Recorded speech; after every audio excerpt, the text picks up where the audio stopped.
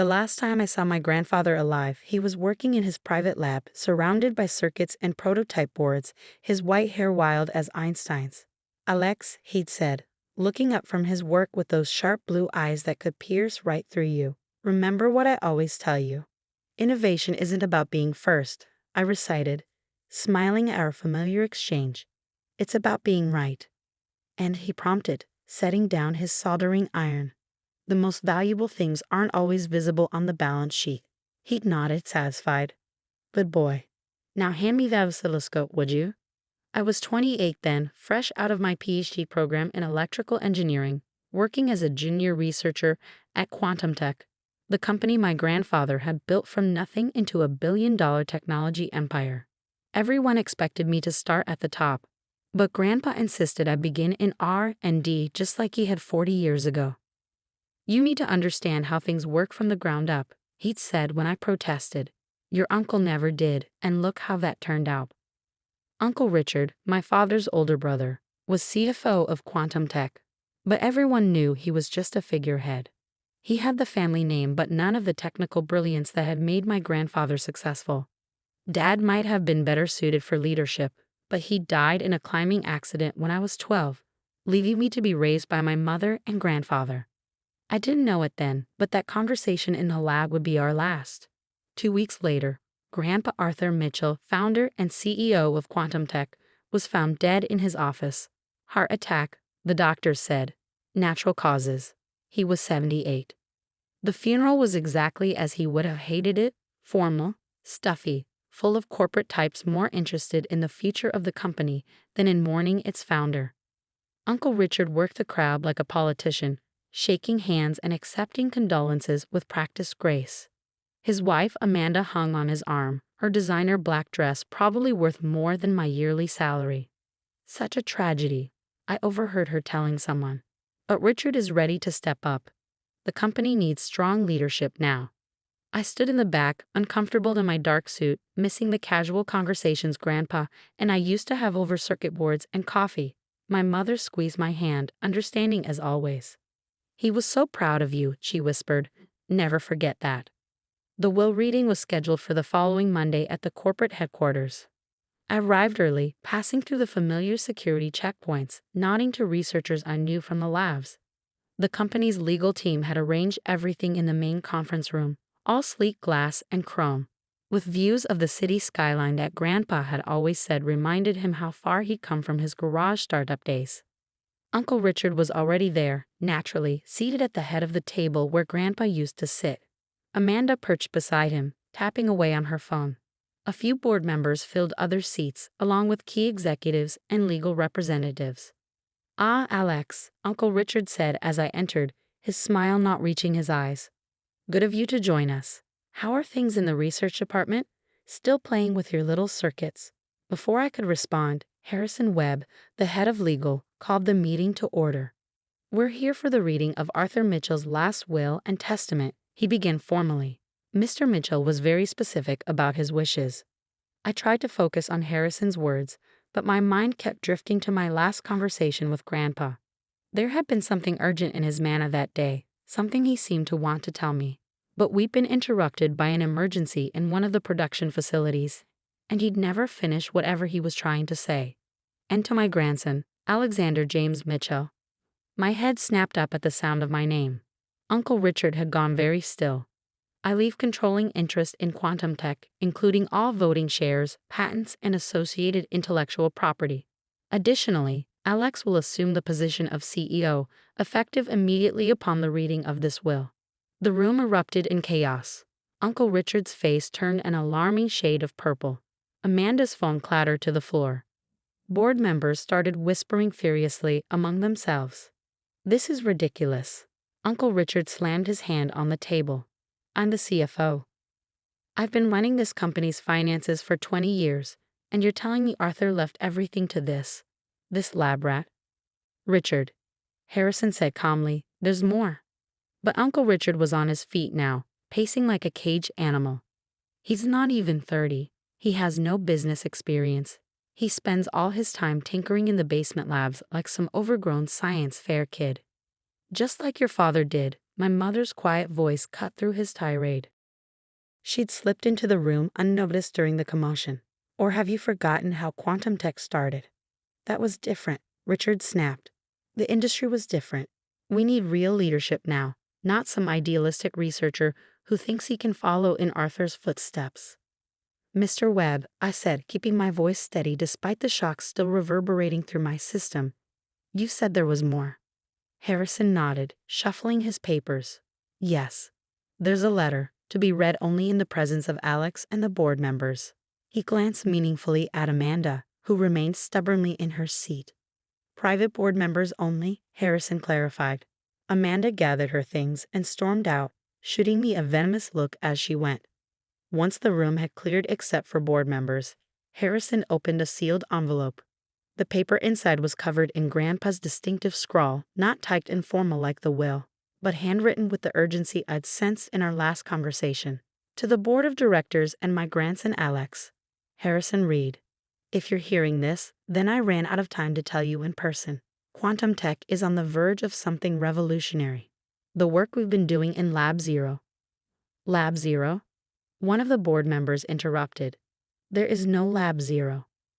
Oh, but there is. Harrison continued reading. Hidden beneath the main research facility. Only Alex and I knew about it. Inside, you'll find a future of quantum computing. A breakthrough that will change everything. But there are people who would kill for this technology, including some very close to home. The lab is secured with biometric locks keyed to Mitchell DNA. Alex, you'll know what to do when you see it. Trust no one until you understand everything. And Richard. Harrison paused, looking uncomfortable. What? Uncle Richard demanded. What did he say about me? I know what you've been planning with Global Tech. I have proof. Alex checked the safe in my private lab. The password is your father's birthday. The room fell silent. Global Tech was our biggest competitor, a tech giant that had been trying to acquire quantum tech for years. Any dealings with them would be a massive breach of corporate trust. This is insane, Uncle Richard said, but his voice had lost its anger, replaced by something that sounded almost like fear. Arthur was clearly losing his mind at the end. Hidden labs. Corporate espionage. He was paranoid. Nevertheless, Harrison said, these are his legal wishes. Alex is CEO, effective immediately. And given the serious nature of these allegations, I recommend a full audit of all executive communications and financial transactions. Uncle Richard stormed out of the room, nearly bowling over an assistant in his haste. The board members gathered their things, some offering me congratulations, others looking skeptical. Soon only Harrison, my mother, and I remained. Alex, Harrison said quietly, your grandfather added something else, for your eyes only. He handed me a small envelope. Inside was a single piece of paper with just one line. The quantum key is in the music box. Be careful who you trust. The music box. I knew exactly which one he meant. A handmade wooden box that had sat on his desk for as long as I could remember. It played our favorite back piece, the one he taught me to play on piano when I was young.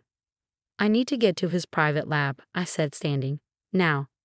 But as I would soon discover, I wasn't the only one with that idea.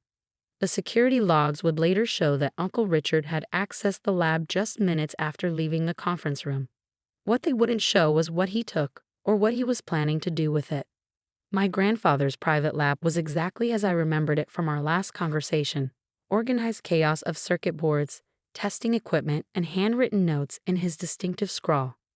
Except for one thing, the music box was missing from his desk. Someone's been here, I said, noting the disturbed dust pattern where the box should have been. Recently. Harrison Webb, who had insisted on accompanying me, pulled out his phone. I'll check the security logs. Yes, Richard accessed the lab 12 minutes after leaving the meeting. My heart raced as I approached the wall safe hidden behind a vintage vacuum tube diagram. One of Grandpa's favorite pieces of scientific history. The combination was indeed my father's birthday, 03 to 1772. Inside, I found a thick folder labeled Global Tech and a tablet computer I'd never seen before.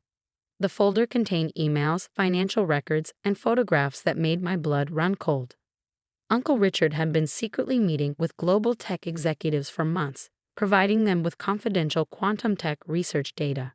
But it was the tablet that held the real bombshell. "These are security recordings," Harrison observed as I swiped through the files.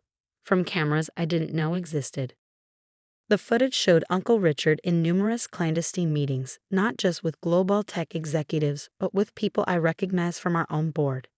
He was planning a hostile takeover, one that would have stripped Grandpa of control over his own company. "That's why he changed the will," I murmured. "Grandpa found out about the conspiracy." But where was the music box?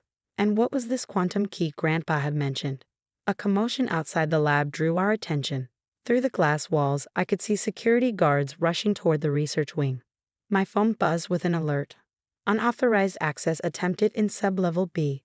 "Sublevel B doesn't exist," Harrison said, frowning at his phone. I smiled grimly. "Yes, it does. Lab 0. The hidden lab's entrance was exactly where I'd expected, behind a seemingly solid wall in the basement level, accessible only through a biometric scanner disguised as a circuit breaker panel. As Harrison and I descended the stark white staircase, accompanied by 2 security guards, I could hear voices echoing from below. "It has to be here somewhere." Uncle Richard's voice, tight with desperation. "Search everything." We emerged into a vast laboratory space that would have made any tech company jealous. Quantum computing arrays lined the walls, their cooling systems humming quietly. In the center of the room stood Uncle Richard, the missing music box in his hands, surrounded by 3 men I recognized from Global Tech's executive team. "It's over, Richard," I called out, making them all jump. "Step away from the equipment." "Alex," he tried to hide the music box behind his back, like a child caught stealing cookies. "I can explain. I'm protecting the company's interests. These men are here to steal our quantum computing breakthrough," I interrupted. "Just like you've been stealing our other research." One of the Global Tech executives started edging toward the exit, but the security guards blocked his path. "You don't understand," Richard snarled. "This company needs real leadership, not some idealistic kid playing scientist. I've spent 20 years making backdoor deals and selling our technology to competitors." I pulled out my phone and played one of the security recordings. Richard's face went pale as his own voice filled the lab, discussing pricing for stolen trade secrets. "Where did you get that?" "Grandpa wasn't as oblivious as you thought. He knew what you were planning. That's why he made sure everything was documented." Richard's expression shifted from shock to calculation. "Fine. Let's make a deal. You're young. You don't want the burden of running a company this size. Global Tech is prepared to offer." "Put down the music box," I said quietly, "before I show the board what else is on this tablet." His hands tightened on the wooden box. This is nothing but a sentimental trinket. But if you think it's so important," he held it over the edge of a nearby workbench, "maybe we should negotiate." I smiled. "Go ahead. Drop it." Something in my tone made him hesitate. "What do you mean?" "The quantum key isn't in the music box, Uncle Richard. That was just Grandpa's way of identifying who we couldn't trust. The real breakthrough." I gestured to the quantum arrays humming around us. "It's already integrated into every system in this lab. Has been for months." "You're bluffing," one of the Global Tech executives said. "Our sources say the technology isn't operational yet." "Your sources," I said, walking over to a terminal, "were as reliable as your ethics." I typed in a command, and the screens around the lab lit up with a familiar back melody translated into quantum algorithms. "Grandpa and I completed the final tests 3 weeks ago." The patent applications were filed the next day. Richard's face contorted with rage. He hurled the music box at my head, but one of the security guards caught it mid-air. Within minutes, the lab was swarming with police and FBI agents. Harrison had quietly called them while I was keeping everyone distracted. "You'll regret this," Richard spat as he was led away in handcuffs. "You're nothing but a lab rat playing at being CEO." I picked up the music box, miraculously unharmed. "No, Uncle Richard. I'm exactly what Grandpa knew I could be. Someone who understands that real innovation isn't about being first, it's about being right." The next few weeks were a blur of legal proceedings, press conferences, and corporate restructuring. The evidence against Richard and his conspirators was overwhelming. The board, once they saw the security footage and financial records, voted unanimously to support my leadership.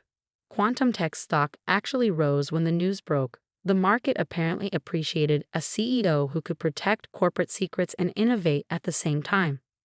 The quantum computing breakthrough, when we officially announced it, exceeded even our most optimistic projections. 1 month after the confrontation in Lab Zero, I sat in what was now my office, the music box restored to its place on the desk. My mother had just left after helping me hang a new piece of art. The vintage vacuum tube diagram that had hidden Grandpa's safe, now framed and mounted where I could see it every day. A knock at the door interrupted my thoughts. It was Dr. Chen, one of our senior researchers, practically bouncing with excitement. "Alex, the quantum network test results, they're even better than we predicted. Your grandfather's theories about quantum entanglement were spot on." I smiled, remembering all those late nights in the lab with Grandpa, discussing theories that seemed impossible then. "Show me," I said, following her toward the research wing. As we walked, we passed the wall of CEO portraits. Grandpa's photo was there now, right next to where mine would eventually hang. His eyes seemed to twinkle with that familiar mix of mischief and brilliance. "Innovation isn't about being first," I whispered. "It's about being right." And somewhere I was sure Grandpa was smiling. In the months that followed, quantum tech flourished under the new direction. We expanded the research division, established a foundation to support young scientists, and created a mentorship program that would have made Grandpa proud. Uncle Richard and his co-conspirators face federal charges for corporate espionage and fraud. The music box still sits on my desk, playing Batch whenever I need inspiration.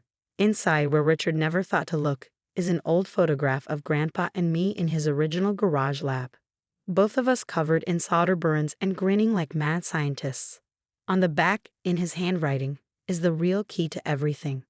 The most valuable things aren't always visible on the balance sheet: love, trust, and the courage to do what's right.